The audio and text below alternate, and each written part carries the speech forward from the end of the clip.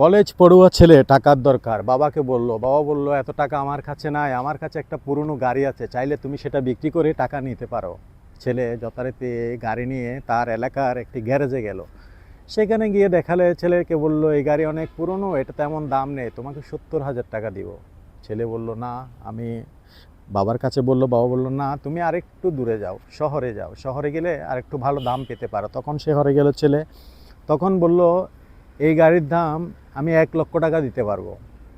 বাবাকে জানালো। বাবা বলল, না তুমি আরেকটু দেখো। এবার ছেলে গাড়ি নিয়ে একটি পুরনো গাড়ি কেনার দোকানে গেল এবং সেখানে দাম শুনে ছেলে তো অবাক।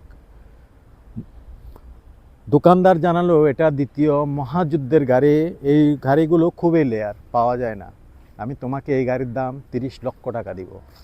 যথারীতি ছেলে সেটা বিক্রি করে বাড়িতে আসলো এবং বাবা তাকে বোঝালো যে সব জায়গায় সব জিনিসের দাম পাওয়া যায় না, তেমনি মানুষের দামও সবাই তোমাকে দিবে না। তোমাকে যারা মূল্যায়ন করবে, যারা চিনবে, তারা তোমার দাম দিবে এবং তুমি তাদের সাথে চলাফেরা করবে যার কাছে তোমার মূল্য আছে। আমাদের চলাফেরার ক্ষেত্রে খুবই হুঁশিয়ার এবং সাবধানতা অবলম্বন করা দরকার। ধন্যবাদ।